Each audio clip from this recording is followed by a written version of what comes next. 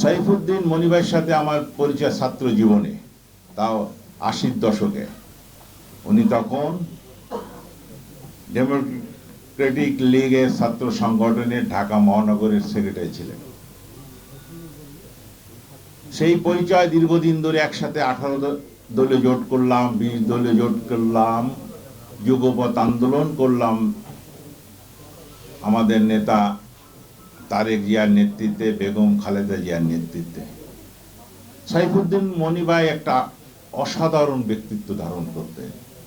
অর্থের প্রতি তার লোভ ছিল না, তা তিনি মনে প্রাণে একটা স্বচ্ছ রাজনীতিবিদ ছিলেন, জাতীয়তাবাদী রাজনীতিবিদ ছিলেন।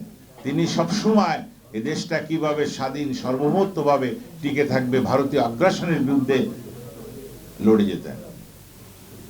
মনিভাই জীবনে কখনো, আমরা যখন রাজপথে আন্দোলন করেছি, বিশেষ করে শেখ হাসিনা ফ্যাসিস্ট সরকারের পতনের জন্য যখন আমরা রাজপথে আন্দোলন করেছি, তখন মনিভাই অগ্রণী ভূমিকা পালন করেছেন। তিনি জেলকে ভয় করতেন না, জুলুমকে ভয় করতেন না, গুলিকে ভয় করতেন না।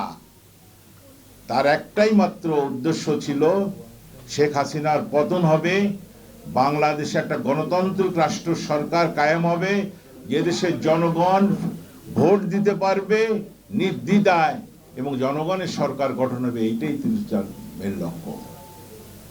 কিন্তু অত্যন্ত দুঃখের বিষয়, শেখ হাসিনার পতন হলো, কিন্তু সাইফুদ্দিন মনি ভাই দেখে যেতে পারলেন না। এটা আমাদের জন্য একটা দুঃখজনক বিষয়। তার প্রথম ধাপটা আমরা এখন করতে পেরেছি, কোনটা? শেখ হাসিনার পতন। কিন্তু দ্বিতীয় হচ্ছে জনগণের সরকার, গণতান্ত্রিক রাষ্ট্র প্রতিষ্ঠা করার জন্য বারবার চোট খাচ্ছে। নির্বাচন কমিশন, আমরা মনে করছি 2026 সালে নির্বাচন হবে ফেব্রুয়ারি মাসে, কিন্তু সেই নির্বাচন যাতে না হয়, এদেশের দুই একটা রাজনৈতিক দল ষড়যন্ত্র করছে, সাথে সাথে আমাদের প্রতিবেশী রাষ্ট্র ষড়যন্ত্র করছে এবং ষড়যন্ত্র মাত্রা দিন দিন বেড়ে যাচ্ছে। আপনারা সবাই জানেন কিভাবে ষড়যন্ত্র হচ্ছে। পিআর পদ্ধতি বাস্তবায়ন করতে হবে, এ করতে হবে, তা করতে হবে, কিন্তু বাংলাদেশের জনগণ এটা মেনে নেবে না। বাংলাদেশের জনগণ চায় 2026 সালের প্রথমার্ধে বাংলাদেশের নির্বাচন হবে, জনগণের সরকার হবে এবং সেই সরকার জাতীয়তাবাদী শক্তির পক্ষ এবং বিএনপি সরকার গঠন করবে, তারেক জিয়া দেশের প্রাইম মিনিস্টার হবে। এইটা মানুষ চায়। এই সরকার মানুষ চায় না যারা পূজা এবং রোজাকে একসাথে করে দেয়। এমন লোক, এমন দলকে সরকার গঠন করতে চায় না যাদের মনোগ্রাম থেকে আল্লাহকে বাদ দিয়েছে। এমন সরকার যারা চায় না যারা হিন্দু মন্দিরে গিয়ে গীতা পাঠ করছে। বাংলাদেশের 95% মানুষ মুসলমান তার সক্রিয়তা আছে। আমরা এটাও বলি হিন্দু মুসলিম ভাই ভাই, কিন্তু এটা না যে আমাদের মুসলমানের সক্রিয়তা, আমাদের রোজা, আমাদের পূজা এক করা হবে না। আপনারা সবাই সজাগ থাকেন।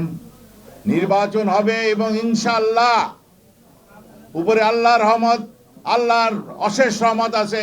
কেউ এই নির্বাচনকে ঠেকাতে পারবে না। নির্বাচন ঠেকাতে হলে বাংলাদেশের সমস্ত জনগণ এক হয়ে সেই যারা ষড়যন্ত্র করছে তাদের বিরুদ্ধে রুখে দাঁড়াবে।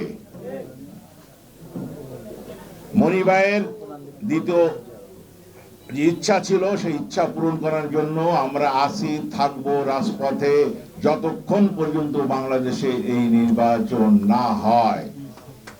আমি মনি ভাইয়ের বেশি বক্তৃতা বিষয় দীর্ঘায়িত করব না।